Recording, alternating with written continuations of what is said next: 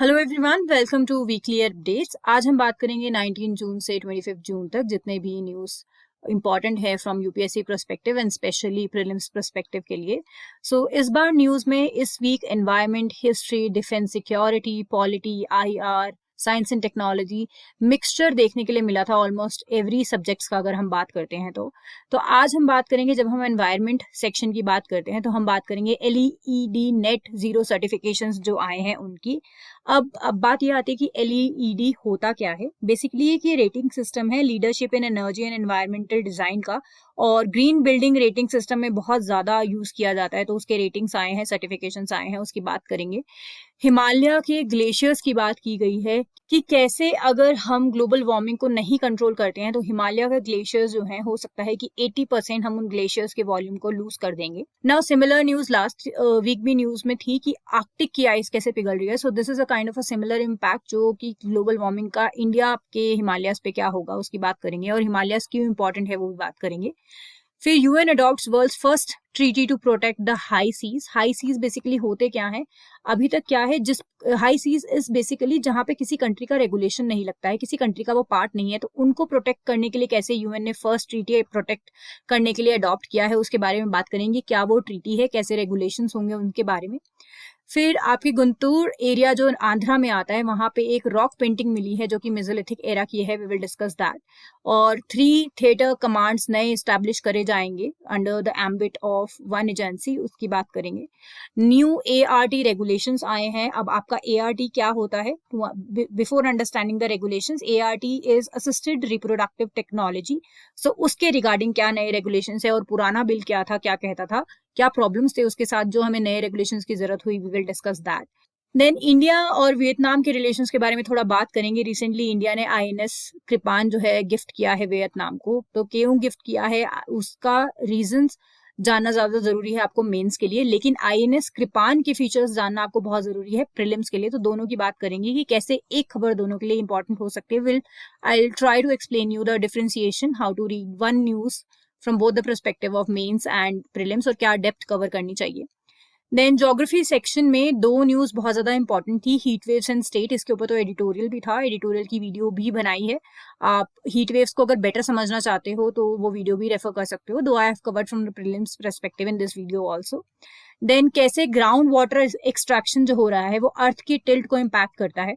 क्यों, और अर्थ का टिल्ट क्यों इंपॉर्टेंट है, क्योंकि वो क्लाइमेट के ऊपर असर करता है। तो इसीलिए it is very important to know कि अर्थ का टिल्ट बढ़ रहा है या ईस्ट की तरफ बढ़ रहा है या वेस्ट की तरफ बढ़ रहा है या कितना है। सो वो we will understand in this. Then omicron के लिए एक वैक्सीन जो है वो अप्रूव हुई है, इमरजेंसी सिचुएशंस में हम यूज कर सकते हैं, और वो इंडिया में पुणे में बनाई गई है।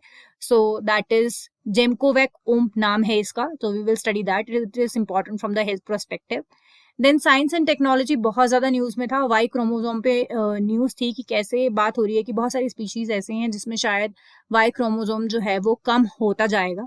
देन आपका quantum computing and phonons was in news. We will understand photon और फोनॉन में क्या डिफरेंस होता है, क्यों सेम नहीं है, वो भी समझेंगे। Then there was in newspapers how prokaryotes led to eukaryotes. So we will discuss basically जो अर्थ के 2 broadly कैटेगरीज है जिनमें हम ऑर्गेनिजम्स को डिवाइड कर सकते हैं, उनमें डिफरेंस क्या है, we will talk about that in this. Then on 21 June international yoga day was celebrated, और हम जानेंगे ओशन रिंग ऑफ योगा क्या है, और इंटरनेशनल योगा डे में जो नेवी ऑफ इंडिया है उसका क्या रोल रहा है उसके बारे में जानेंगे। देन एक रिपोर्ट ग्लोबल जेंडर इंडेक्स जिसे हम बोलते हैं वो रिलीज की गई थी, उसमें इंडिया की रैंकिंग्स क्या है, अदर इंपॉर्टेंट जो नेबर नेशंस है उनकी रैंकिंग क्या है वो जानेंगे। ये वर्ल्ड इकोनॉमिक फोरम जो है वो रिलीज करती है। सो 2023 की जो रैंकिंग्स है they are out, we will discuss that. Then government initiatives में गति शक्ति पोर्टल जो है वो न्यूज में था, क्योंकि इंडस्ट्री के लोगों ने ये बोला है कि अब आपको जो डेटा अवेलेबल है इस साइट पे, कुछ जो इंपॉर्टेंट डेटा है जो सिक्योरिटी पर्पज से इंपॉर्टेंट है उसे आप नहीं अवेलेबल करवाइए सबके लिए, लेकिन जो बाकी डेटा हेल्पफुल हो सकता है इंडस्ट्री के लिए उसको अवेलेबल करवाइए। क्योंकि बेसिकली ये जो पोर्टल है वो 16 इंडस्ट्रीज को या इंडस्ट्री ये कहती है कि जो एक डाई प्लेटफॉर्म है, ये जो 16 मिनिस्ट्रीज जो है इंक्लूडिंग रेलवे, रोडवेज एक्सेट्रा, इन सबका जो डेटा है उनको इकट्ठा या एक इंटीग्रेटेड एंड कोऑर्डिनेटेड अप्रोच के साथ दिखाता है। सो वो डेटा बहुत ज्यादा इंपॉर्टेंट हो सकता है। सो उसके बारे में we will talk about. So let's start with the video with the very first news about LEED net zero certifications. So basically जो LED zero recognizes a project that have reached net zero or net positive status in categories of carbon, energy, water और waste. That means ये जो एक certification है या rating system है वो ऐसी प्रोजेक्ट्स जो बिल्डिंग प्रोजेक्ट्स होते हैं उनको रिकॉग्नाइज करता है जिनकी वजह से या तो जीरो एमिशन होता है या पॉजिटिव स्टेटस है, नेट पॉजिटिव. दैट मीन्स जितना उन्होंने एमिट किया है उन्होंने उसको कॉम्पनसेट किया, तो नेट पॉजिटिव स्टेटस आना चाहिए. एंड इस कैटेगरी में जब हम एमिशंस की बात कर रहे हैं तो वो carbon, energy, water and waste जितना वो क्रिएट कर रहे हैं वो हो सकते हैं. सो जब की हाईलाइट्स में बेसिकली न्यूज में ये था कि इस सर्टिफिकेशन एंड रेटिंग सिस्टम के हिसाब से India has emerge as the top country with LED zero green building projects and it has outperformed the United States of America and China. ये US green building council जिसे US GBC and green business certification GBCI कहते हैं उन्होंने कहा है. And according to GBCI's finding 150 LEED zero certified जो projects थे all over world की बात करें तो 45% जो है वो इंडिया के हैं. दैट मीन्स 73 सच प्रोजेक्ट्स जो हैं इंडिया के हैं. और इंडिया में भी पर्टिकुलरली अगर स्टेट्स की बात करें तो हरियाणा एंड तमिलनाडु जो लीड कर रहे थे इस सर्टिफिकेशन की रेस में. Now, when we talk about US and China, they are second and third in the certification, and 30% of the projects are with US and 10% are with your China. Now, what is this net zero refers to? Now, ये एक ऐसा state है जिसमें ये कह सकते हैं कि ग्रीन हाउस गैसेस जो हैं जो कि एमिट होती हैं डिफरेंट प्रोजेक्ट्स में जो कि एटमॉस्फेयर को इम्पैक्ट करती हैं, they are balanced by the removal of from the atmosphere. That means जितना आपने ग्रीन हाउस गैसेस का एमिशन किया है उतना ही आप एटमॉस्फेयर से रिमूव करो, be it by planting new trees और any other kind of method to be followed जिससे कि ग्रीन हाउस गैसेस बैलेंस कर सकते हो. That is why the word net zero यहाँ पे है कि आप एमिशंस तो जीरो नहीं कर सकते, तो एमिशन होगा लेकिन उसको बैलेंस करने के लिए या रिमूव करने के लिए उसका इम्पैक्ट आप कुछ कर रहे हैं. So the term zero it is important because जो कार्बन डाइऑक्साइड है एटलीस्ट उसको तो कम करना बहुत ज़्यादा ज़रूरी है. जैसे कि हमें पता है कि 1.5 डिग्री टेम्परेचर राइज के टारगेट हैं और जब तक हम कार्बन डाइऑक्साइड का एमिशन जो है उसे कंट्रोल नहीं करेंगे टारगेट मीट नहीं होगा, क्योंकि बहुत ज़्यादा रोल प्ले करती है ग्रीन हाउस गैसेज एंड आपका CO2 in increasing the temperature, increasing the global warming. So this becomes very, very important. Now India's leadership position in LEED zero projects reflects कि हम कितने committed हैं अपने sustainability या ऐसे projects को लाने के लिए जो कि green building practices हम बोल सकते हैं या innovative green building projects हम बोल सकते हैं जो कि environment को protect करते हैं. So इंडिया की commitment को दर्शाता है ये कि कैसे इंडिया sustainable environment की तरफ काम कर रहा है. ऑल्सो जब हम बात करते हैं कि इंडिया के जो ग्रीन हाउस गैस एमिशंस के टारगेट हैं बाय 2070 उनको भी ये अचीव करने में हेल्प करेगा, क्योंकि इंडिया ने टारगेट किया है कि हमें नेट जीरो एमिशंस दिखाने हैं ग्रीन हाउस गैसेस के बाय 2070. ना जब हम बात करते हैं कि LEED जीरो जो स्टेटस है वो किन कैटेगरीज में डील करता है, तो as I told you 4 categories are there: carbon, energy, water and waste. And ये over the period of 12 month जो है वो रेटिंग देता है. हर सालाना बोल सकते हैं हम ये रेटिंग्स आते हैं. अब इस सर्टिफिकेशन के बारे में थोड़ा सा जान लेते हैं कि क्या है, कैसे होता है, कौन करता है, एक्सेट्रा. अब ये जो रेटिंग सिस्टम है वो एक फ्रेमवर्क है for healthy, efficient, carbon and cost saving green buildings के लिए. एंड ये यूएस ने डेवलप किया था. ग्रीन बिल्डिंग काउंसिल एंड ने जो है वो इन्वॉल्व है और ये एडमिनिस्टर्ड होता है आपका ग्रीन बिजनेस सर्टिफिकेट INC से, दैट इज GBCI से, मैंने जैसे बताया आपको. And 4 certifications are involve that I have already told you. Now India के पास भी अपना LEED इंडिया प्रोग्राम है जो कि Indian green building council IGBC monitor करता है या एडमिनिस्टर करता है. एंड ये जो ग्रीन रेटिंग्स हैं for integrated habitat assistant is India's own green building rating system, which is jointly developed by the Energy and Resource Institute and Ministry of New and Renewable Resources. So एक ये 5-star rating system है and the rating is valid for 5 years. तो India के पास अपना similar system भी है. So 2 तरीके से ये आपके प्रीलिम्स के लिए बहुत ज़्यादा इंपॉर्टेंट है. एक तो इंडिया का क्या कॉन्ट्रीब्यूशन रहा है, कैसे इंडिया के लिए इंपॉर्टेंट है, ये स्टेटमेंट्स आ सकते हैं. दूसरा, इंडिया फर्स्ट रैंक कर रहा है, उसने यूएस और चाइना को बीट किया है, वो बहुत ज्यादा इंपॉर्टेंट है. और दूसरा, इंडिया का रेटिंग सिस्टम दैट इज गृह जिसे बोलते हैं, green rating of India integrated habitat assessment, वो इंपॉर्टेंट हो जाता है प्रीलिम्स के लिए. सो ये 3-4 चीजें बहुत ज्यादा जरूरी है आपको याद रखना. अब बात करते हैं हिमालयन ग्लेशियर्स की। They could lose 80% of their volume if global warming is in control. Now they are saying that अगर ग्लोबल वार्मिंग जिस दर पे चल रहा है ऐसे ही चलता रहा तो हिमालय की जो ग्लेशियर्स की जो आपकी आइस है 80% of that could be, we can lose 80% of that. और ग्लेशियर्स की बात अगर करें तो बहुत ज़्यादा इंपॉर्टेंट है हमारी कंट्री के लिए, क्योंकि एक वाटर रिसोर्स की तरह देखा जाता है और बहुत इंपॉर्टेंट वाटर रिसोर्स है। हमारी जो नदियां हैं हिमालय से जो ओरिजिनेट होती हैं उनका सारा जो पानी है वहीं से चैनलाइज होता है, और वो हमें भी पता है कि नॉर्थ इंडिया में कितनी ज़्यादा इंपॉर्टेंट है और कितने पॉपुलेशन के लिए एक वाटर का सोर्स है। सो हिमालय की ग्लेशियर्स की वॉल्यूम कम होने की जब हम बात करते हैं तो it can lead to a water scarcity or water trouble in the country. That is why they are very very important. थोड़ा सा हिमालय के बारे में जान लेते हैं, क्योंकि अब अगर हिमालय न्यूज में आए तो हिमालय से रिलेटेड आ सकता है, रिवर सिस्टम भी आ सकते हैं, हिमालय के फैक्ट्स भी आ सकते हैं। So we need to remember कि एक ग्रेट माउंटेन सिस्टम है वो सेंट्रल एशिया का, नॉट इवन इंडिया, सिर्फ सेंट्रल एशिया का एक इम्पॉर्टेंट हिमालयन जो माउंटेन सिस्टम है। 8 कंट्रीज ज्वाइन होती हैं या 8 कंट्रीज में स्पैन कर रहा है वो, जिसमें Afghanistan, Bangladesh, Bhutan, China, India, Nepal, Myanmar और पाकिस्तान आता है। मेजर हिस्सा हम कह सकते हैं कि इंडिया में होगा, लेकिन कुछ कुछ जो पार्ट्स हैं इन सभी कंट्रीज में है।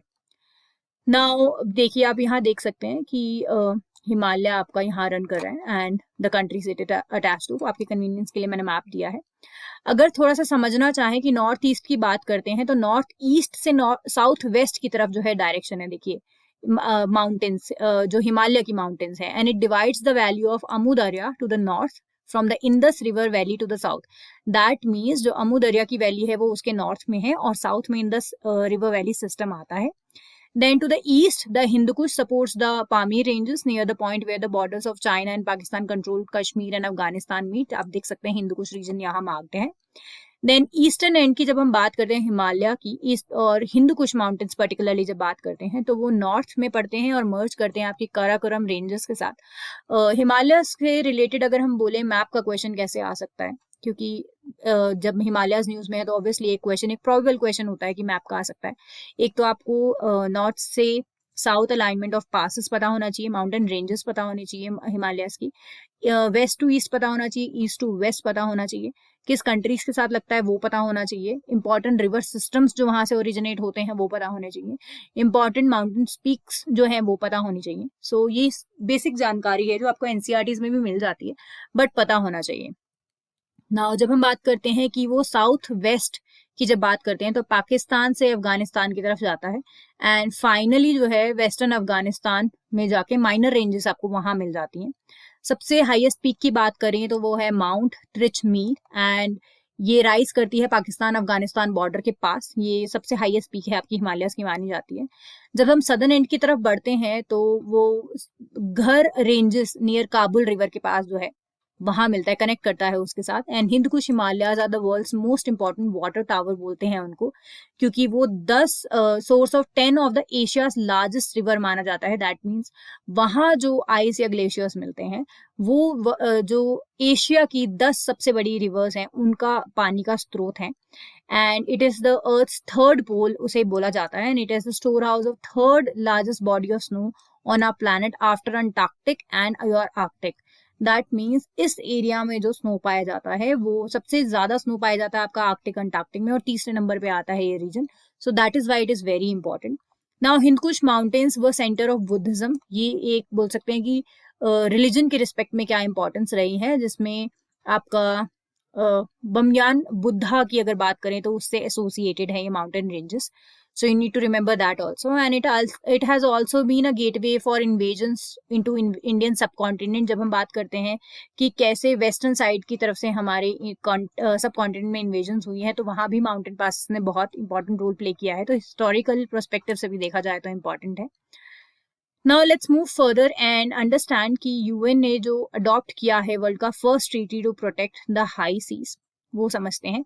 जो वर्ल्ड का फर्स्ट इंटरनेशनल ट्रीटी है ये हाई सीज से रिलेटेड है, यूएन ने अडॉप्ट किया है और एक लैंडमार्क एनवायरमेंटल अकॉर्ड की तरह देखा जा रहा है, ताकि के जो रिमोट इकोसिस्टम है उसे प्रोटेक्ट किया जा सके, क्योंकि अभी तक क्या हो रहा था, हाई सीज में कोई रेगुलेशन ना होने की वजह से बायोडाइवर्सिटी लॉस बहुत देखा जा रहा था, क्योंकि वहां over exploitation of resources, be it oil resources, be it fishing etcetera जो हो रहे हैं उसकी वजह से। सो ये जो रेगुलेशन या ये जो ट्रीटी है वो बहुत हेल्प करेगा बायोडाइवर्सिटी को सेव करने के लिए। अब हम ये तो नहीं बोल सकते कि फर्स्ट ट्रीटी है, उसका कुछ नाम भी होगा, तो जो ऑफिशियल नेम है उस ट्रीटी का वो है आपका बायोडाइवर्सिटी बियॉन्ड नेशनल ज्यूरिसडिक्शन, और BBNJ बोलते हैं। Why we are saying beyond national jurisdiction, क्योंकि हाई सीज का मतलब ही यही होता है जो किसी कंट्री के ज्यूरिसडिक्शन में नहीं आते हैं। Okay, that is why beyond national jurisdiction, वो किसी देश के वाटर्स नहीं है, उसे कलेक्टिवली यूनिवर्सल एक, या बोल सकते हैं वर्ल्ड लेवल पे एक लॉ बनाया गया है जिससे उसे उन जगहों को जो समुद्र में है उन्हें रेगुलेट किया जाएगा, ताकि कि एनवायरमेंट प्रोटेक्शन बेटर की जा सके, डाइवर्सिटी और बायोडाइवर्सिटी को बचाया जा सके। नाउ ये जो इनिशिएटिव है इसमें जब हम बात करते हैं कि किन एक्टिविटीज को कवर करेगा, तो फिशिंग हो, मैरीटाइम ट्रांसपोर्ट हो, एक्सप्लोरेशन हो, या कोई भी परस्यूट हो, या डीप सी माइनिंग हो, जियो इंजीनियरिंग के प्रोग्राम्स हो, ये सब जो हैं, जो भी प्रोजेक्ट्स हैं वो सब इसके एम्बिट में आएंगे। नाउ जब हम बात करते हैं कि ये ट्रीटी जो है वो इस्टेब्लिश करेगा एक principle for sharing the benefits of marine genetic resources, that means जो समुद्र से रिलेटेड रिसोर्सेज है, जेनेटिक रिसोर्सेज हैं, उनकी शेयरिंग द बेनिफिट्स की बात करता है। जो भी उनके लाभ हैं उन सबको शेयर किए जाएंगे हर कंट्री में। ऐसा नहीं है कि जिस कंट्री के पास का वो समुद्र है वहां होगा, नहीं, उसको शेयर करने की बात की गई है। Now what is the purpose of this treaty? Basic purpose ये है कि स्पीशीज की एक्सटिंक्शन को बचाना है, ओवर फिशिंग, ऑयल एक्सट्रैक्शन, या डीप सी माइनिंग, या अदर एनवायरमेंटल जो एक्टिविटी, एनवायरमेंट को इम्पैक्ट करने वाली जो एक्टिविटीज होती हैं हाई सीज में, उसकी वजह से कोई भी स्पीशीज की एक्सटिंक्शन नहीं होनी चाहिए। सो बेसिकली बायोडाइवर्सिटी हम बोलते हैं प्रिजर्व करने के लिए ये ट्रीटी काम करती है। अब ये ट्रीटी हो गई है, बहुत डिस्कशंस हो गए, ये ट्रीटी भी बन गई है, लेकिन अभी तक सिर्फ 200 जो नेशंस हैं उन्होंने इसे साइन किया है 15 साल के डिस्कशंस के बाद। लेकिन रैटिफिकेशन के लिए और इसे लागू करने के लिए 60 मेंबर नेशंस लगेंगे जो रैटिफाई करेंगे इसे, और 2025 के जून में नेक्स्ट कॉन्फ्रेंस होनी है फ्रांस में। तब तक ये रैटिफिकेशन का प्रोसेस पूरा हो जाएगा, ये माना जा रहा है। थोड़ा सा समझते हैं कि ओवरव्यू क्या है BBNJ, ये जो ट्रीटी है उसका। It was launched at One Ocean Summit, which was held in February 2022. The High Ambition Coalition on BBNJ aimed for common and ambitious outcome. यहाँ डिस्कशन स्टार्ट हुए थे, 15 साल पहले डिस्कशन स्टार्ट हुए थे, और ये लॉन्च 2022 में की गई थी। और ये एक लीगली बाइंडिंग इंटरनेशनल अग्रीमेंट है जिसको conservation and sustainable use of marine and biological diversity की बात करता है। इसमें हाई सी कवर होते हैं जो कि बियॉन्ड एक्सक्लूसिव या EEZ जिन्हें हम बोलते हैं, that is exclusive economic zones या नेशनल वाटर्स जिसे बोला जाता है, वो इसमें आते हैं। और बिफोर दिस क्या होता था? Before this UN convention on laws of seas जो 1982 में अडॉप्ट किया गया था, वो रूल करता था इनटू द ओशन, जो कि EEZ के बाहर के जो जोन्स होते थे, और उनके हिसाब से ही जो कोस्ट लाइन से 12 नॉटिकल माइल्स वाला एरिया होता था वो आपकी EEZ में आता था। उसके बाद के वाटर्स कंट्रोल किए जाते थे। अब बात करते हैं कि ऐसा क्या नीड थी कि आपकी ये ट्रीटी जो है वो बनाई गई, क्योंकि देखो only 1% of these areas were under protection, सारे एरियाज अंडर प्रोटेक्शन में नहीं थे। और 2023 में 90% of the big fish population की बात अगर करते हैं तो they got depleted, and 50% coral reef were destroyed because of the over fishing. So you can see it was recognise कि बायोडाइवर्सिटी लॉस बहुत ज्यादा हो रहा है, तो उसके लिए जरूरत फील करी गई, तो बनाया गया ये ट्रीटी को। नाउ इंडिया का रोल बात करते हैं अगर BBNJ में, तो बहुत ज्यादा इन्वॉल्व रहा है नेगोशिएशन में, डेवलपमेंट में, एंड लीगली बाइंडिंग इंस्ट्रूमेंट को डेवलप करवाने के लिए। And sustainable use of BBNJ की बात करी गई है, इंडिया उसमें पार्टिसिपेंट रहा है। ना थोड़ा सा समझते हैं हाई सीज बेसिकली होते क्या है। एक वर्बल आपको एक लेमैन की तरह मैं समझा सकती हूँ, थोड़ा सा टेक्निकलिटी के साथ समझ लेते हैं। It refers to an area of world oceans and seas that are beyond the national jurisdictions, and these are the waters that do not fall under any sovereignty of any specific country. Basically आपकी किसी country के law के तहत नहीं आते हैं, and they are collectively considered a global common belonging to all humankind. किसी particular country का हक नहीं है, वहां के लोगों का हक नहीं है, ग्लोबली सबका माना जाता है वो एरिया। हाई सी उसे बोलते हैं। सो आप देख सकते हैं कि अगर ये कोस्ट लाइन है किसी कंट्री की तो ये टेरिटोरियल सी होता है, फिर उसके बाद आपका EEZ एरिया आता है, फिर आपके आते हैं हाई सीज जहां पे किसी कंट्री का सॉवरेनिटी या जुरिसडिक्शन नहीं होती है. Okay, so these are your maritime zones explain in this picture, you can refer to this. Now let's move further and understand कि क्या पेंटिंग मिली है गंतौर डिस्ट्रिक्ट में. एक मेसोलिथिक पीरियड की रॉक पेंटिंग मिली है जिसमें एक पर्सन जो है पीस ऑफ लैंड को टिल कर रहा है, वो पेंटिंग मिली है. And a temple survey project was going on by the archaeology department in this district of Andhra Pradesh, Guntur district में. तो वहाँ ये पेंटिंग मिली है. नाउ बात करते हैं किस एरिया में ये सर्वे चल रहा था. ये पेंटिंग आप देख सकते हैं कि ये पेंटिंग मिली है. मैंने आपकी रेफरेंस के लिए, सो दैट यू रिमेंबर, आपको पेंटिंग की भी इमेज दी है. नाउ ये जो सर्वे था वो लोअर कृष्णा वैली में चल रहा था, और जो भी टेम्पल प्रोजेक्ट चल रहा था उस टेम्पल के आर्किटेक्चरल फीचर्स को डिस्कवर करने के लिए, किस सिविलाइजेशन का है, कब किस एरा का है, उस एक्सेट्रा पे रिसर्च चल रही थी. और वहाँ एक प्री हिस्टोरिक रॉक पेंटिंग मिली वॉल्स पे, and ceilings of natural rock shelters जो थे वहां मिली है ये. And it was notice that these were shelters for pre historic humans who lived at this place. So they were used by pre historic humans, these shelters जहां ये painting मिली है. And यहाँ पे 5 नेचुरली फॉर्म्ड केव्स मिली है, जिसमें से 2 जो हैं वहां पे रॉक पेंटिंग्स मिली हैं बैक वॉल्स पे और सीलिंग्स पे. एंड कहा जा रहा है कि ये 5000 BC that is Mesolithic as को बिलोंग करती हैं. नाउ दीज पेंटिंग्स की अगर बात करें तो कैसे बनी है, उसके लिए हमें बताया गया कि natural white, kaolin and red ochre pigments use किए गए हैं इस पेंटिंग में. एंड अभी बहुत ज्यादा exposure to air and wind की वजह से डैमेज हो चुकी है, लेकिन कुछ कुछ ऐसे आउटलाइंस अभी भी बचे हैं जो कि इंटैक्ट हैं. उनसे ऑब्जर्व किया जा सकता है कि क्या दर्शाते हैं या किस एज के हैं. नाउ जो ये पिगमेंटेशन यूज हुआ है वो क्ले, सैंड एंड फेरोइक एसिड से बनता है, जबकि क्योलानाइड जो होता है एक soft earthy and usually white mineral होता है जो केमिकल वेदरिंग ऑफ एल्युमिनियम सिलिकाइट से बनता है. सो वो 2 चीजें यूज हुई हैं. नाउ इस पेंटिंग की फाइंडिंग से क्या पता, इस पेंटिंग से क्या पता लगता है, उस जमाने का जो सोशल लाइफ और कल्चर जो है उसे डिपिक्ट करता है. क्योंकि जो पेंटिंग्स मिले हैं वहां पे, उसमें एक पेंटिंग में मैन कैचिंग वाइल्ड गोट दिखाया गया है with his left hand while welding a hook like implement to control it. So it shows कि हंटिंग एंड गैदरिंग, हंटिंग जो थी उस टाइम पे लोग करते थे मेसोलिथिक एरा की जब हम बात करते हैं. एक और पेंटिंग जो है उसमें 2 couple standing with their hands raised while a child stood behind them दिखाए गए हैं. ऑल्सो एक पेंटिंग है जिसमें a man holding a plough and appearing to be tilling a land दिखाया है. दैट मीन्स कि सेमी सेटल्ड लाइफ पैटर्न जो है वो दर्शाती हैं ये पेंटिंग जो हमें मिली है. Now let's move further and talk about the 3 theatre commands जो इस्टेब्लिश होंगी. Now, Indian Army, Navy and Air Force, they have achieved a consensus on establishment of these 3 theater commands, and it will be established by 2024, and each headed by a senior 3-star general होगा. Okay, so now let's understand key highlights क्या थे newspapers में. Now, these commands will be responsible for managing northern borders with China, western front with Pakistan and maritime command in peninsular India. So जो 3 commands establish किए जाएंगे वो इन 3 regions में operate करेंगे.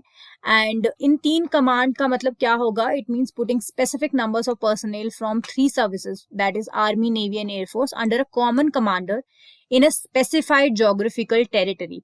दैट मीन्स जो 3 टेरिटरी मैंने मेंशन करी कि चाइना के पास, पाकिस्तान के पास एंड पेनिनसुलर इंडिया में, तीनों जो सर्विसेज हैं, आर्मी, नेवी एंड एयरफोर्स की जो सर्विसेज हैं वो एक ही एम्बिट में उस जोग्राफिकल टेरिटरी में मिलेंगी हमें. देन शेखाक्तर कमेटी जो है एंड कारगिल रिव्यू कमेटी जो है, उनकी रिकमेंडेशंस पे ये 3 कमांड्स बनाए जा रहे हैं. ऑलरेडी अगर बात करते हैं तो इंडिया के पास 19 मिलिट्री कमांड्स हैं, जिसमें से 17 जो है सर्विस ओरिएंटेड हैं. आर्मी के 7 है, IAF that is Indian air force के 7 है, नेवी के आपके 3 हैं.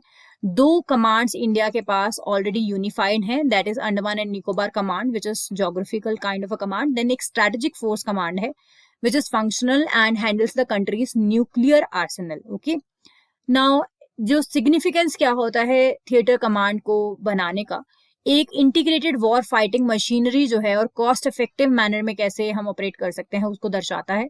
Then enhances the synergy and coordination among the 3 services, that is your army, navy and air forces, and enables more effective management of national security, और challenges को better deal कर सकते हैं. हमारी प्लानिंग एंड मिलिट्री ऑपरेशंस को streamline करता है जब ऐसी फैसिलिटी हमारे पास अवेलेबल होती है. सो that is why it is very important. Now let's move further and understand new ART regulations क्या थे. हेल्थ मिनिस्ट्री ने जो नए असिस्टेड रिप्रोडक्टिव टेक्नोलॉजी रेगुलेशंस 2023 के हैं वो नोटिफाई किए हैं. एंड एम इनको देने का ये है कि हम प्रोवाइड कर सके डोनर्स एंड पेशेंट्स को better medical care and security this year. That means after 2023 हम ये दे पाए. जो न्यू प्रोविजंस है उनकी वजह से ऑलरेडी जो मेडिकल कॉस्ट था जो हाई था उसको कंट्रोल करने का कोशिश किया गया है. And they are proving to be a challenge for treating doctors and couples wanting to have children through ART because of the restricted and limited resource availability in terms of donors. और पहले के bill के हिसाब पहला जो act है उस हिसाब से चले तो कॉस्ट ऑफ मेडिकल कॉस्ट जो है बेसिकली बहुत ज्यादा हाई आता था. Let's talk about the new provisions. पहला जो न्यू ART प्रोविजन है वो इम्पोज करता है restriction on the number of times a donor male और a female can donate in their lifetime and specifies age limit also for the donors. And the provision states that oocyte donors जो हैं they should be a person who have been married at least once in their lives and have at least one living child of their own. That means जो female donors की बात की गई है they should be married and at least उनका एक child होना चाहिए जिसकी मिनिमम 3 years of age जो है वो कही गई है न्यू प्रोविजंस के हिसाब से. Now she can donate oocyte only once in her lifetime and not more than 7 oocytes can be retrieved. So this is also another restriction on the female donors. Also जब हम बात करते हैं ART banks की they can not supply reproductive cells ऐसा जिसे GMAT भी बोलते हैं for a single donor to more than one commissioning couple. Okay, so that means commissioning couple are the couples who are seeking the services. So this is another provision in the new act. Then additionally जो parties seek करती हैं ART services they will be required to provide insurance coverage in the favor of oocyte donor for any loss, damage or death of the donor अगर ऐसी कोई situation arise होती है.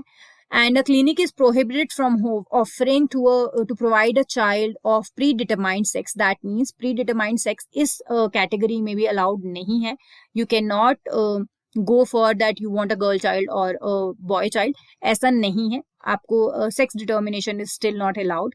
And also checking for genetic diseases before the embryo implantation is needed. That means कि जो आप ART services से child birth plan कर रहे हैं वो जो चाइल्ड है उसको कोई जेनेटिक डिजीज है या नहीं है उसको चेक करना अब जरूरी है. ओवरऑल अगर बात करें तो जो न्यू ART लॉज हैं वो रिस्ट्रिक्ट करते हैं नंबर ऑफ डोनेशन अटेम्प्ट्स को कि कितनी बार आप डोनेट कर सकते हैं लाइफ में. And they have the potential to increase cost and create challenges for couples relying on assisted reproductive techniques also.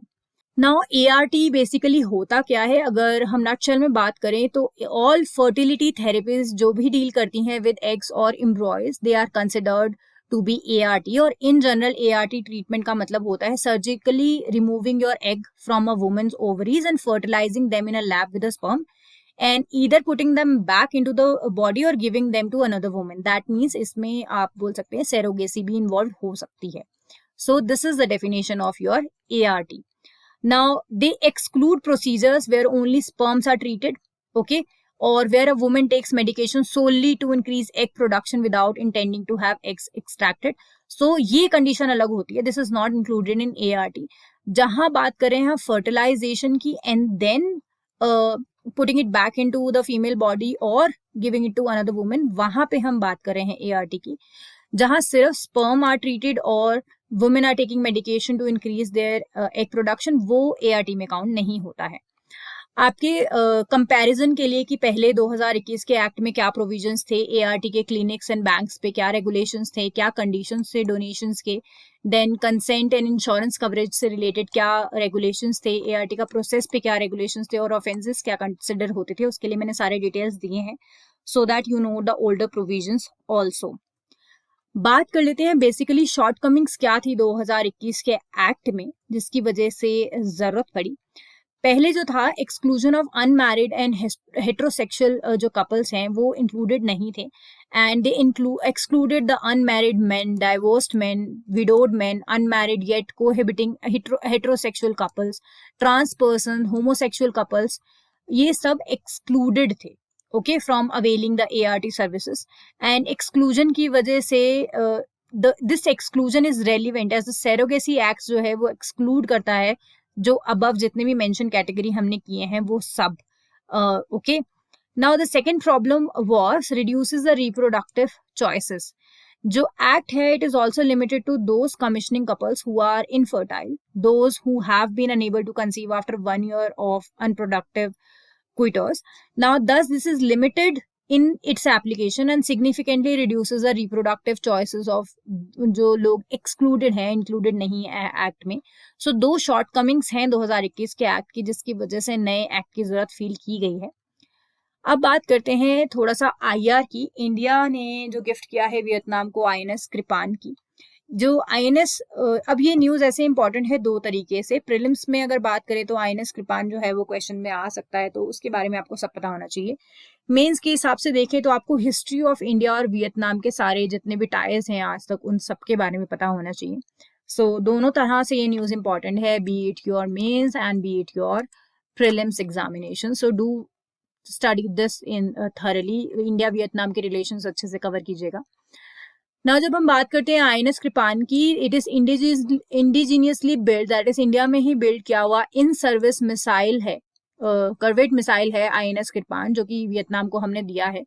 और जो ये मीटिंग हुई थी जो आपके डिफेंस मिनिस्टर्स जो हैं दोनों कंट्री के उनके बीच में, सो उन्होंने आइडेंटिफाई किया था कि एग्जिस्टिंग एरियाज जो है जिसमें हम लोग डील करते हैं दोनों कंट्रीज उनमें कोलैबोरेशन बढ़ाने की जरूरत है. स्पेशली जब हम डिफेंस इंडस्ट्री कॉपरेशन की बात करते हैं या मैरीटाइम सिक्योरिटी की बात करते हैं या मल्टीनेशनल कॉपरेशन की बात करते हैं, सो वहाँ वियतनाम और इंडिया की कोलैबोरेशन को बढ़ाने की जरूरत है. एंड जो डिफेंस मिनिस्टर आए थे वियतनाम से उन्होंने DRDO भी विजिट किया एंड डिस्कस भी किया कि कैसे डिफेंस इंडस्ट्रियल कैपेबिलिटीज जो हैं उसे बढ़ा सकते हैं by cooperation of Vietnam and India. So कैसे defence research and joint production को बढ़ावा दिया जा सकता है. नाउ 2022 में इंडिया और वियतनाम ने एक MOU भी साइन किया था जिसके तहत उन्होंने बात करी थी कि म्यूचुअल लॉजिस्टिक सपोर्ट दिया जाएगा in presence of 2 defence ministers जो उस दौरान मिनिस्टर्स थे. और ये साउथ ईस्ट एशियन नेशंस को जब विजिट किया था तब ये मीटिंग हुई थी 2022 में. And joint vision statement on India Vietnam defence partnership towards 2030 भी साइन हुआ था. Now let's talk about INS कृपान के बारे में बात कर लेते हैं. हमें ये तो पता है इंडिजीनियस है. It is khukri class missile जो कि 1350 टन्स को डिस्प्लेस करती है and it was commission in navy in 1991. It has a displacement of close to 1400 tons, as I told you, 1350. 91 meters length है, a beam of 11 meters, and it is capable of speed in excess of 25 knots. Now the ship is fitted with a medium range gun, 30 mm close range guns भी हैं, shaft launchers हैं, then surface to surface missiles हैं. Already ये commissioned है. Okay. Now they can perform various activities जिसमें आपकी coastal and offshore patrolling आती है, coastal security, surface warfare, anti piracy में भी piracy में यूज किया जा सकता है, humanitarian assistance and disaster relief operations के लिए यूज किया जा सकता है. So these are the key features जो आपको याद होने चाहिए. Now let's move further and talk about geography. Geography के perspective से देखा जाए तो अर्थ रिलेटेड या अर्थ का जो एक्सेस है उसके टिल्ट रिलेटेड जो न्यूज है वो थी, क्योंकि ग्राउंड वाटर एक्सट्रैक्शन का क्या इम्पैक्ट है, कैसे वो अर्थ के टिल्ट को अफेक्ट कर रहा है, वो न्यूज में था. So the groundwater pumped up from the earth and moved elsewhere to quench the thirst of humans and their activities has caused earth axis to tilt nearly 80 centimeter to the east. So this is east side. So अगर पहले axis यहाँ था, so अभी यहाँ है थोड़ा और 80 centimetre जो है ईस्ट की तरफ झुक गया है अर्थ का axis. Now the scientists have known for the very long time, ऐसा नहीं कि पहली बार हम बात करें कि ग्राउंड वाटर की वजह से अर्थ के एक्सेस पे या टिल्ट पे फर्क पड़ रहा है. नहीं, 2016 में भी एक स्टडी आई थी जिन्होंने बोला था कि मूवमेंट ऑफ वाटर अगर होता है अराउंड वर्ल्ड तो जो है it contributes to the wobble in the earth axis, that is movement in the earth axis में कॉन्ट्रीब्यूट करता है. एंड अब जो रिसर्चर्स हैं उन्होंने एनालाइज किया है कि जो ड्रिफ्ट होता है ऑफ अर्थ एक्सिस या रोटेशनल पोल जो हम बोलते हैं, अर्थ रोटेशनल पोल में जो ड्रिफ्ट होता है वो एंड वाटर मूवमेंट का क्या रिलेशन है. और इसके लिए उन्होंने पहले जो अकाउंट में लिए थे कि आइस शीट्स एंड ग्लेशियर्स के ऊपर रिसर्च किया था. नाउ अब they have research upon different ground water redistribution scenarios और उसे कनेक्ट किया है विद अर्थ टिल्ट पे कैसे इम्पैक्ट करते हैं. Now, the scientists have said that the location of groundwater depletion is important because that affects how much the excess vendors, that means किस location से ग्राउंड वाटर डिप्लीट हो रहा है, वो लोकेशन इंपॉर्टेंट है क्योंकि उसी से एक्सेस कितना वेंडर या कितना डिफ्लेक्ट कर रहा है वो पता लगता है. And they have found out that pumping ground water from mid latitudes areas, mid latitude area से हम जब पंप आउट करते हैं ग्राउंड वाटर तो सबसे ज्यादा ड्रिफ्ट होता है अर्थ के एक्सेस का. एंड जो स्टडी की हम बात कर रहे हैं उसमें बताया गया है कि 2150 billion tonne of ground water है जो आज तक हम पंप आउट कर चुके हैं एंड ओशंस में ड्रेन हो रहा है बिटवीन 1993 से 2010 का ये डेटा है, जिसकी वजह से सी लेवल राइज जो है 6.24 mm बढ़ रहा है. सो यू कैन सी कि कैसे ग्राउंड वाटर अगर हम पंप आउट करते हैं, डिप्लीट हो रहा है, ग्राउंड वाटर एक्सट्रैक्शन ज्यादा हो रहा है, तो उसकी वजह से सी लेवल राइजेस को भी कॉन्ट्रीब्यूट वो करता है. ना अब थोड़ा सा समझते हैं कि जो हम बात कर रहे हैं कि ये ड्रिफ्ट है क्या, जो पोल वेंडर करता है या हम बोल रहे हैं एक्सेस जो है अर्थ का वो ज्यादा टिल्ट हो गया है. अब बेसिकली जब हम बात करते हैं तो this appears to be pole, but earth ऐसे टिल्टेड है, okay, so pole appears to be here, this pole appears to be here. या हम बात कर सकते हैं कि ट्रू पोल वेंडर की जब हम बात करते हैं, पहले अगर पोल्स आपका यहाँ था तो अभी यहाँ है, सो पोल का पोजीशन शिफ्ट हो गया है. सन वही है, अर्थ का टिल्ट थोड़ा सा ज्यादा झुकने की वजह से पोल्स शिफ्ट हो रहे हैं. Now this is what it is about. Now they have also found out that most ground water redistribution took place in north west India and western north America, both are mid latitude regions only. तो आपको India में north west याद रखना है. And groundwater depletion has been a particular concern across India also in past decade, क्योंकि 95% of the groundwater extracted in India is used to irrigate agricultural fields, क्योंकि agricultural driven country है और बहुत पानी की जरूरत होती है. एंड जितना ज्यादा एक्सट्रैक्ट हम करते जाएंगे एक वाटर स्कार्सिटी का जो कंडीशन है वो भी आएगा. एंड प्लस उससे क्लाइमेट पे भी असर होगा, क्योंकि ये जो पोल वेंडरिंग की हम बात कर रहे हैं इसकी वजह से क्लाइमेट चेंज पे या बढ़ता है, या बोल सकते हैं कि हम क्लाइमेट चेंज अगर हमारा होगा तो बाकी सारी चीजें, डाइवर्सिटी पे भी इम्पैक्ट होगा, आपकी एग्रीकल्चर पे भी होगा, इकोनॉमी पे भी होगा, सभी चीजों पे इम्पैक्ट होता है. Now another news was heat waves and state. India में हीट वेव्स के इंसिडेंट्स बढ़ रहे हैं, तो हमने ये नोटिस किया है, एक रिसर्च आया कि पुअर लिविंग कंडीशंस जो होती हैं, दैट मींस बेसिक नेसेसिटीज जिन एरिया में अवेलेबल नहीं है वहाँ हीट वेव्स की मार ज्यादा है, लोगों का डेथ पोल जो है वो ज्यादा बढ़ जाता है उन एरियाज में. पुअर लिविंग कंडीशंस की जब हम बात करते हैं तो वो होती हैं आपकी कि पीने के लिए पानी अच्छा अवेलेबल नहीं है, कंटेमिनेटेड वाटर है उन एरियाज में, शेल्टर अवेलेबल नहीं है, ट्री कवर नहीं है. So these are the basic things जो कि जिनसे आप हीट वेव से बच सकते हैं. अब हीट वेव बेसिकली होता क्या है, जो फॉर एग्जांपल एक एरिया का टेम्परेचर 25 डिग्री ही रहता है, लेकिन बहुत लंबे समय तक वहां का टेम्परेचर जो है वो 29 डिग्री रह रहा है, that mean it has increase from the normal. So उसे हम हीट वेव कंडीशंस बोलते हैं. क्या क्या फैक्टर्स हो सकते हैं हीट वेव के लिए?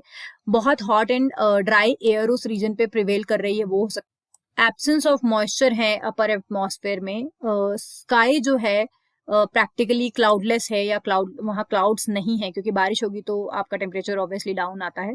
सो क्लाउडलेस कंडीशंस हो जाते हैं. एंटी साइक्लोनिक एम्पलीट्यूड अगर बनता है, और कुछ कुछ जगहों पे बात करें तो बिगर फैक्टर्स की बात करें तो जेट स्ट्रीम्स, एल नीनो, ला नीना, एंथ्रोपोजेनिक एक्टिविटीज भी हीट वेव्स के कारण हो सकते हैं. नाउ हीट वेव का आईएमडी के हिसाब से क्राइटेरिया क्या है? आईएमडी दो बेसिस पे हीट वेव्स डिक्लेयर करता है. पहला है डिपार्चर फ्रॉम नॉर्मल टेम्परेचर, दूसरा है actual maximum temperature. So heat wave conditions तब मानी जाती हैं जब नॉर्मल टेम्परेचर से 4.5 डिग्री से 6.4 डिग्री टेम्परेचर ज्यादा रहता है. सेवियर हीट कंडीशंस या हीट वेव बोलते हैं जब वो नॉर्मल से 6.4 डिग्री से भी ज्यादा टेम्परेचर हाई होता है उस एरिया में. Based on actual maximum temperature की जब हम बात करते हैं, heat wave condition is when जब एक्चुअल मैक्सिमम टेम्परेचर उस एरिया का 45 डिग्रीज या उससे ज्यादा होता है. सेवियर हीट होती है तब जब मैक्सिमम टेम्परेचर जो है 47 डिग्री से ज्यादा हो जाता है. सो न्यूज में बेसिकली ये था कि बैड पब्लिक हेल्थ इंफ्रास्ट्रक्चर की वजह से, जो बलिया डिस्ट्रिक्ट न्यूज में थी आपकी, वहां पे बहुत सारे ये बोल सकते हैं कि लोकल बेसिक फैसिलिटीज अवेलेबल ना होने की वजह से लोकल जो लोग हैं वो हीट वेव की वजह से डेथ नंबर ज्यादा हुआ था. So that is why your heat waves were in news. So I have given you the description also, you can refer to this.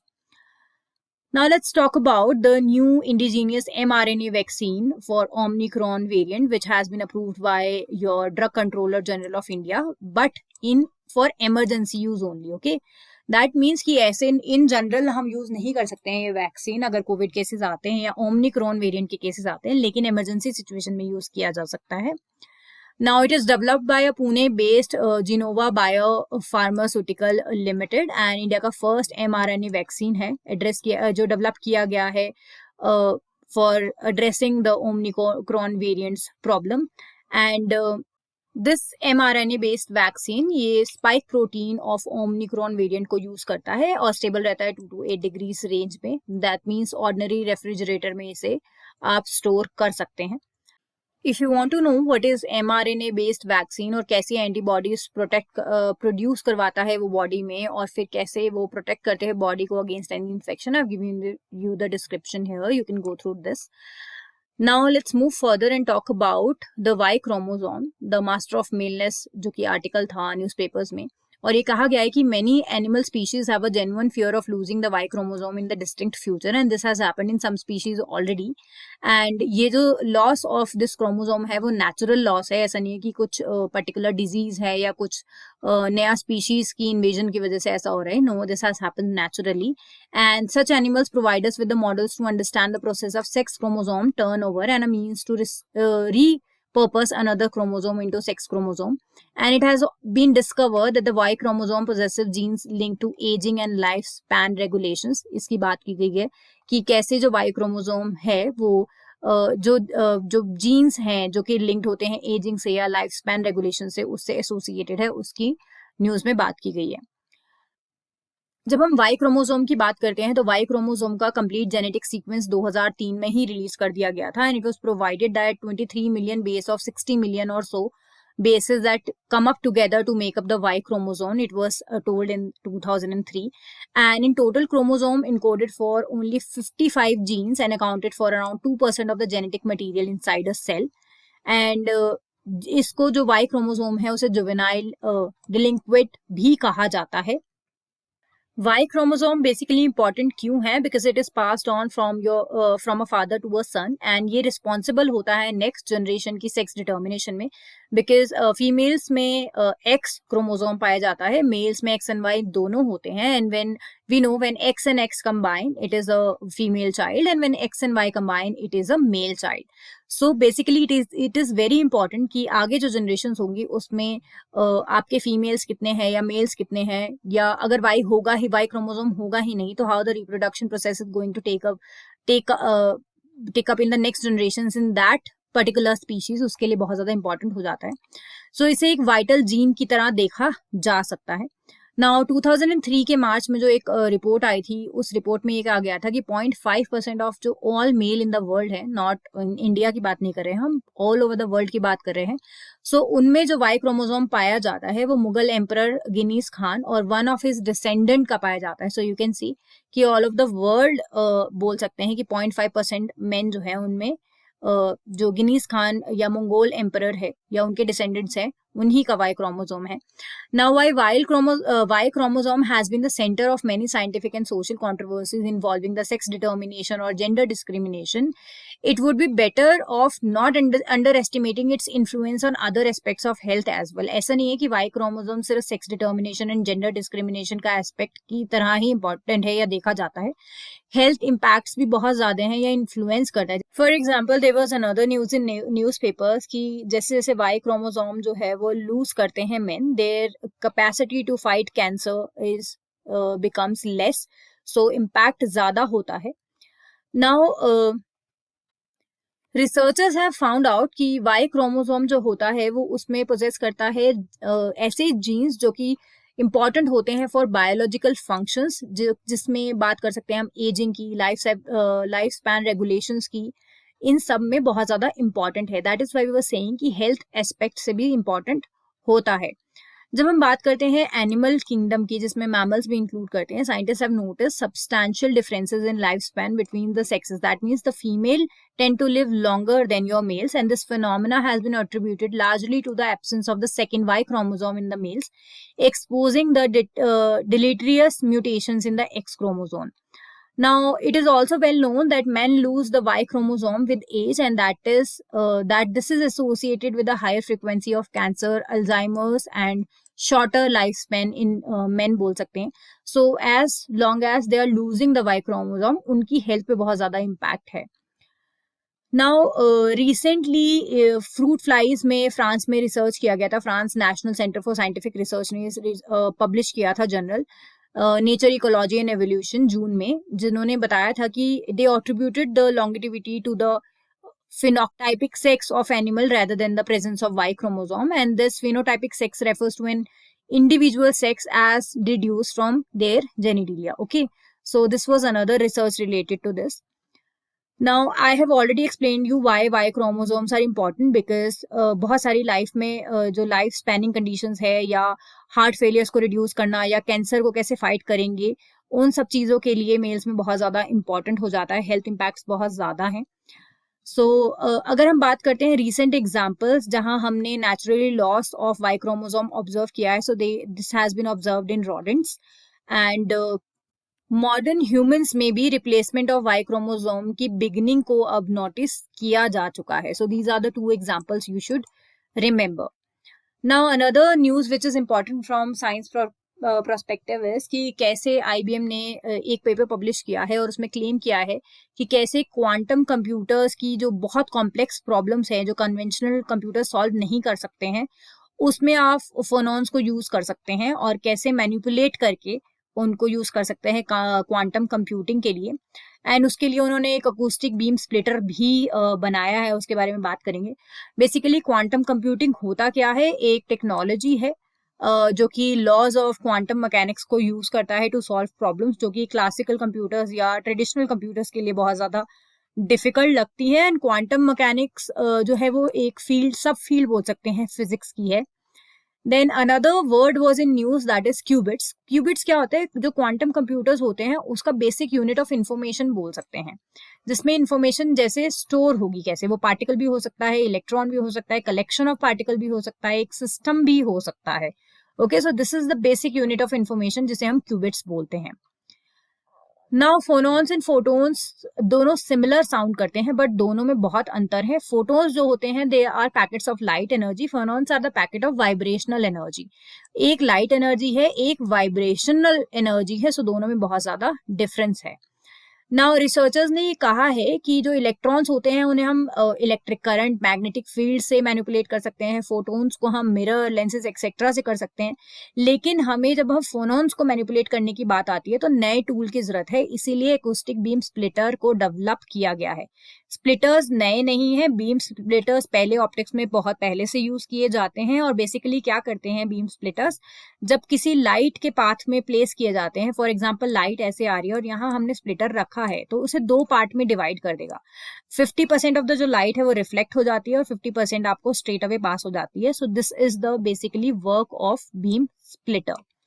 अब बात करते हैं एकूस्टिक बीम स्प्लिटर क्या है. एक छोटा सा डिवाइस बनाया है जो कोम जैसा दिखता है, 16 मेटल बार्स हैं उसके अंदर, and it is placed in the middle of a 2 mm long channel of lithium niobate. Now you should remember this name. And each end of the channel has a sub conducting qubit. Qubit वही basic unit है आपकी information की, और qubit who circuit components were superconducted that could both emit and detect individual phonons. So ये जो qubit है वो emit भी कर सकता है और डिटेक्ट भी कर सकता है.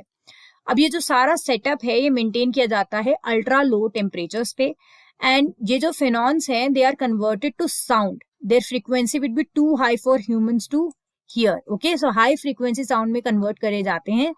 एंड स्टडी के हिसाब से कलेक्टिव वाइब्रेशन जो है अबाउट 1 क्वाड्रिलियन एटम्स का होता है. And the team found that these phonons interacted with the comb just like photons interact with the optical beam splitter. So similar behavior notice किया गया है. And when a phonon was emitted from the left side of the channel, it was reflected half of the time and transmitted to the right side the other half. Okay, so वही चीज जो है जो जैसे photons में होती है कि आधा जो है वो रिफ्लेक्ट हो रहा है, वो देखा गया है.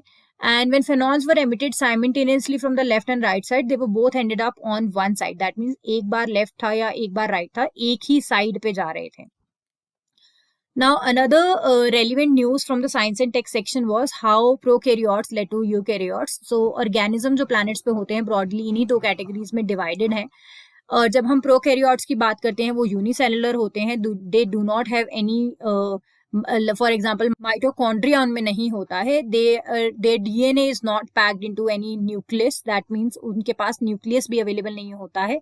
एंड जब हम यूकैरियोट्स की बात करते हैं माइटोकॉन्ड्रिया भी है, डीएनए भी, न्यूक्लियस भी है. एंड यूकैरियोट्स ज्यादा कॉम्प्लेक्स होते हैं क्योंकि मल्टी सेलुलर होते हैं. Now let us understand basically news में क्या था. So let's focus on the key highlights. So about 50 years ago, a subset of unicellular organisms जिन्हें आर्किया बोलते हैं, they were shown to have a different line of descendants as compared to bacteria, and both of them differ in composition of their cell walls and in the sequence of some of their genes also. Now, this term archaea, it was used because of the first members of this domain were found living in the extreme environments of very high temperatures or very high salt conditions were there. And one group of archaea were shown to have proteins that were closely resembling the eukaryotic proteins. And these organisms are found in the geological formation where geothermal heated water is forced out of the ridge in Atlantic Ocean floor and around the depth of 2400 meters below the sea level. Now, this was basically in the news. Now, let's understand basically the difference between the prokaryotic and eukaryotic cells. आपकी convenience के लिए मैंने यहाँ image भी दिया है. Basic difference जो पहला समझते हैं वो साइज का होता है. जो प्रोकैरियोटिक्स होते हैं वो जनरली स्मॉलर होते हैं एंड यूकैरियोटिक्स जनरली लार्ज होते हैं as compare to the prokaryotics. And when we talk about the nucleus, there is no nucleus in prokaryotes and nucleus is present in eukaryotes. DNA की बात करें तो cellular DNA होता है इनमें और लीनियर डीएनए पाया जाता है यूकैरियोट्स में. देन मेम्ब्रेन जो होती है एब्सेंट होती है जबकि यूकैरियोट्स में प्रेजेंट होती है. Binary fission is associated with prokaryotes and whereas mitosis and meiosis are associated with eukaryotes. आप देख सकते हैं.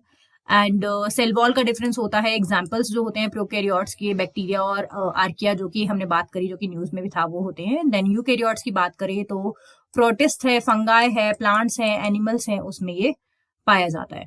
Now let's move further and talk about the important days. 21 जून को योगा डे सेलिब्रेट किया गया था एंड 2014 में ये इनिशिएटिव स्टार्ट हुआ था एंड फर्स्ट टाइम 2015 में मनाया गया था. एंड वर्ल्ड वाइड जो है कि अवेयरनेस फैलाने के लिए कि yoga how it is important and how it is beneficial for health के लिए ये डे मनाया जाता है. एंड जो कि 2023 था इस साल का जो आपका इंटरनेशनल योगा डे था, मिनिस्ट्री ऑफ आयुष ने प्लान किया था एक इवेंट जिसे बोला गया है ओशन रिंग ऑफ योगा, जो कि यूनिटी एंड सॉलिडारिटी को सिंबलाइज करता है. And this has been planned in coordination with Ministry of Defense and other ministries. And ये जो इनिशिएटिव है इंडियन नेवी शिप्स डिप्लॉय किए थे इंडियन ओशन रीजन में एंड वो वेरियस पोर्ट्स जो हमारे फॉरेन कंट्रीज हैं जिनके साथ हमारे फ्रेंडली रिलेशंस हैं वहां विजिट करेंगे और जो मैसेज वो स्प्रेड करेंगे. That is the theme of the year 2023 international yoga day also. That is Vasudhaiva Kutumbakam. Okay, this was the theme, so you should remember the theme also. Now, Indian navy का थोड़ा सा role समझ लेते हैं. Indian navy जो है एक ambassador रहा है योगा का across the seas for several years now and yoga sessions are scheduled at most foreign ports visited by Indian naval ships and thereby they are trying to spread the message of the benefits which are there or associated with yoga and associated with the healthy lifestyle. And अगर बात करें किन countries से related था ये जो हमने बात करी आपकी ओशन रिंग ऑफ योगा की. So the nations associated were your टिटोग्राम बांग्लादेश रीजन है, then Egypt was there, Indonesia was there, Kenya was there, then Madagascar है आपका, ओमान है, श्रीलंका है, थाईलैंड है, दुबई है एंड यूएई है आपका, देन चेन्नई, शिवालिक, सोनाया, त्रिशूल, तरकश, वागी, सुमित्रा एंड ब्रह्मपुत्रा. ये आईएनएस शिप्स जो थे वो एसोसिएटेड थे. आपकी कन्वीनियंस के लिए मैंने मैप भी दिया है आपको ताकि कि याद रहे किन रीजन्स के साथ एसोसिएटेड है ये वाला जो हमारा मिशन है. And one earth one family one future का स्लोगन भी एसोसिएटेड है 2023 के साथ ही, आपको याद रखना है. Now let's understand global gender report जो कि वर्ल्ड इकोनॉमिक फोरम ने रिलीज करी है। उसमें इंडिया ने 127 रैंक किया है अमंग 146 कंट्रीज। जेंडर पैरिटी से रिलेटेड ये इंडेक्स है और 8 प्लेसेस अप हुआ है इंडिया का रैंक लास्ट ईयर से, जो कि दैट मीन्स 2022 का जो जेंडर गैप रिपोर्ट था उसमें इंडिया 135 रैंक कर रहा था, अभी इंप्रूव हो गया है और 127 पे है।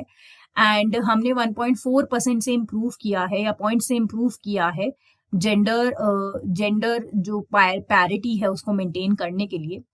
Now, India has closed 64.3% of the overall gender gap, the report said, and however, it underlined that India had reached only 36.7% parity in economic participation and opportunity.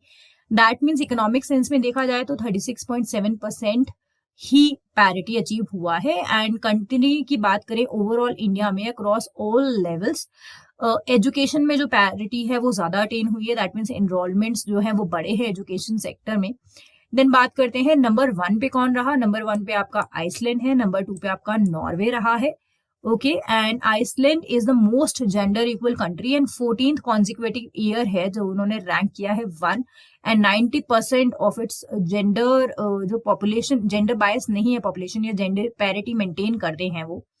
Now India की अगर बात करें तो किन कॉन्टेक्स्ट में वो पैरिटी मेंटेन करने की बात कर रहा है। You can see here India is on 147, Nepal, Sri Lanka, China, Bhutan, Bangladesh which are neighbour nations, they are ranking better than India. Then India की अगर बात करें तो इंडिया ने पैरिटी किस कॉन्टेक्स्ट में लाने की बात करी है। वेजेस है, इनकम है, सीनियर पोजीशंस पे वुमेन का कितना शेयर है, टेक्निकल रोल्स में वुमेन होते हैं या नहीं होते हैं, उन सेंस में इंडिया ने पैरिटी लाने की कोशिश करी है। And India has registered 25.3% parity with women making up to 15.1% of the MPs. Political empowerment की बात कर रहे हैं यहाँ हम। एंड इंडिया के कॉन्टेक्स्ट में 1.9% पॉइंट इम्प्रूवमेंट हुआ है इन sex ratio at birth and this had driven up parity after more than a decade also. Now, when we talk about, we compare our country with the top scoring countries that register 94.4% gender parity at birth. The indicator stands at 92.7% for India. That means top ranking से कम है, but still it is getting better and better day by day. So overall, Southern Asian regions की अगर बात करते हैं तो 63.4% gender parity, जो कि सेकेंड लोएस्ट है 8 रीजन्स का। ओवरऑल वर्ल्ड में जो 8 रीजन्स है उसमें सेकेंड लोएस्ट पे आता है south Asian region with 63.4% gender parity. आपको ये भी याद रखना है कि ओवरऑल रीजन इंडिया इस रीजन में आएगा। Now let's talk about the गति Shakti portal which was recently in news. जो गति शक्ति पोर्टल है आपका बेसिकली ये 2021 में लॉन्च हुआ था और डाई प्लेटफॉर्म पोर्टल है जो कि 16 मिनिस्ट्रीज जिसमें रेलवे रोडवेज इंक्लूडेड है उनका it aims to integrate and coordinate approach to planning and implementing infrastructure connectivity projects ऐसा है।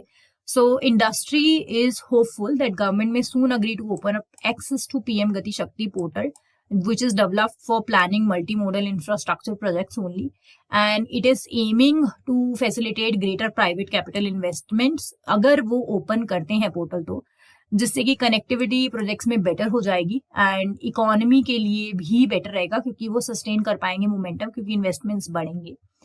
सो as I told you it was launched in 2021 and it includes the ministry various ministries जो 16 ministries हैं। अभी तक जो portal के data का access है वो सो फार दिस एक्सेस जिसमें बहुत सारे डिटेल्ड मैप्स होते हैं, इकोनॉमिक एंड सोशल इंफ्रास्ट्रक्चर की डिटेल्स होती हैं, अपकमिंग प्रोजेक्ट्स क्या है, इसका एक्सेस अभी तक सिर्फ central and state government agencies को ही होता था, प्राइवेट एजेंसीज को नहीं था। तो जो confederation of Indian industry CII है उन्होंने कहा है कि हमें कुछ एक्सेस मिलना चाहिए पोर्टल की इंफॉर्मेशन के लिए।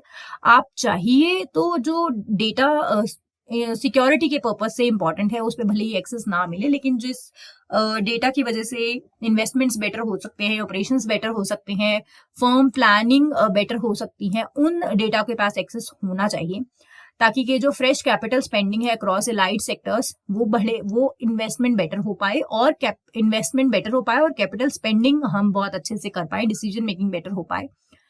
Now they have also asked कि सेंसिटिव डेटा को आप ब्लॉक कर लो, रेस्ट अवेलेबल करवा दो। सो क्योंकि वो प्राइवेट सेक्टर को एज प्लानिंग में बहुत ज्यादा हेल्प करने वाला है। अब गति शक्ति पोर्टल के बारे में थोड़ा सा समझ लेते हैं। इसे हम national master plan for multi modal connectivity भी कहते हैं, दैट इज NMPMPC। ये जो पोर्टल है वो इंश्योर करता है इंटीग्रेटेड प्लानिंग, इंफ्रास्ट्रक्चर प्रोजेक्ट्स का इम्प्लीमेंटेशन कैसे होगा, एंड फोकस करता है वर्क को ग्राउंड लेवल पे एक्सपैंड करने का, कॉस्ट बचाने का और जॉब क्रिएशन के ऊपर भी फोकस करता है। एंड जब ये लॉन्च हुई थी स्कीम 2021 में, तब सब्ज्यूम करना था 110 lakh crore national infrastructure pipeline में, जो कि 2019 में आया था। Now scheme also aims at increasing cargo handling capacity, जिससे कि रिड्यूस भी करना चाहता है turn out around time at the ports to boost trade, क्योंकि जैसे ही कार्गो हैंडलिंग कैपेसिटी इंप्रूव होगी तो जो टाइम लगता है पोर्ट्स पे ट्रेड होने के लिए वो कम होगा। एंड अनदर एम इज कि 11 इंडस्ट्रियल जो कॉरिडोर हैं और जो 2 नए डिफेंस कॉरिडोर हैं, one is in Tamil Nadu and Uttar Pradesh, उनको बनाना है। एंड 4G कनेक्टिविटी सारी विलेजेस तक पहुंचानी है। गैस पाइपलाइन नेटवर्क जो है उसे बढ़ाना है। एंड जो हमारे टारगेट है गवर्नमेंट के 2024-25 यानी 2024 और 2025 तक के, जिसमें नेशनल हाईवेज को हमें जो बढ़ाना है, मोर देन 200 न्यू एयरपोर्ट्स बनाने हैं, हेलीपोर्ट्स बनाने हैं, वाटर एरोड्रोम्स बनाने हैं, उसको फुलफिल करने के, वो जो एम्बिशियस टारगेट है उनको फुलफिल करने के लिए हेल्प करेगा। एंड जैसे कि मैंने बताया, 16 इंफ्रास्ट्रक्चर रिलेटेड मिनिस्ट्री को साथ लाता है और डेटा प्रोवाइड करता है, और जो इश्यूज हैं एसोसिएटेड प्लानिंग से, स्टैंडर्डाइजेशन से रिलेटेड है, क्लियरेंसेस के इश्यूज हैं, timely creation and utilisation of infrastructure capacity से रिलेटेड इश्यूज हैं, उन सबको ये एड्रेस करता है। And Gati Shakti portal digital platform जो है, गतिशक्ति ये तो हम जो अभी तक बात कर रहे थे, ये पोर्टल की बात कर रहे थे। जो डिजिटल प्लेटफॉर्म है गतिशक्ति का, वो इन्वॉल्व करता है creation of common umbrella platform. That means एक बिगर प्लेटफॉर्म जिसके थ्रू इंफ्रास्ट्रक्चर प्रोजेक्ट्स जो हैं वो प्लान किए जा सकते हैं, इंप्लीमेंट किए जा सकते हैं इफेक्टिव मैनर में, और various ministries department real time basis पे कोऑर्डिनेट भी कर पाएंगे। So this is it about Gati Shakti platform या पोर्टल की बात कर सकते हैं ना। दिस इज वेरी इंपॉर्टेंट, क्योंकि ये जो न्यूज है ये बहुत छोटा सा न्यूज लगता है कि इंडस्ट्रीज ने डिमांड की है कि हमें भी डेटा का एक्सेस होना चाहिए, लेकिन किस पोर्टल की बात हो रही है, उससे क्या बेनिफिट्स होंगे, एंड वो पोर्टल कब आया था, किस चीज को एम करता है, उस हिसाब से ये इंपॉर्टेंट हो जाते हैं। सो this is it for this weekly update, and I hope आपके सारे इंपॉर्टेंट जो प्रीलिम्स के हिसाब से न्यूज है वो हमने कवर करे हैं। इसमें बहुत सारे न्यूज ऐसे भी हैं, जैसे गतिशक्ति पोर्टल है, ये आपके मेंस में भी आ सकता है, गवर्नमेंट इनिशिएटिव्स में इसका क्रिटिकल एनालिसिस आ सकता है। एंड सिमिलरली इसके जो बेनिफिशियरीज हैं या क्या एम ऑब्जेक्टिव्स हैं, कौन सी मिनिस्ट्रीज इन्वॉल्व हैं, ये सब आपके प्रीलिम्स के लिए इंपॉर्टेंट हो सकते हैं। सो कोई भी न्यूज जब आप न्यूज़पेपर्स में पढ़ते हैं तो रीड इट लाइक कि किस प्रोस्पेक्टिव से ये इंपॉर्टेंट है। जैसे एक न्यूज दोनों प्रोस्पेक्टिव से इंपॉर्टेंस हो सकती है, तो कितनी डिटेल्स आपको पढ़नी है, आपको दिमाग में हमेशा रखना है। अननेसेसरी डिटेल्स भी नहीं पढ़े टाइम वेस्ट करने के लिए। जितना मेंस के लिए इंपॉर्टेंट है वो पढ़ें, जितना प्रीलिम्स के लिए इंपॉर्टेंट है, it's always better to jot down points for prelims separately, ताकि कि एंड टाइम रिविजन आसान हो जाए। आजकल वैसे भी प्रीलिम्स दिन ब दिन ज्यादा टफ होता जा रहा है, तो उसके लिए थोड़ा सा फैक्चुअल नॉलेज होना ज्यादा इंपॉर्टेंट हो जाता है with understanding of the core. So I hope it was clear, and this is it for this week's update. Thank you.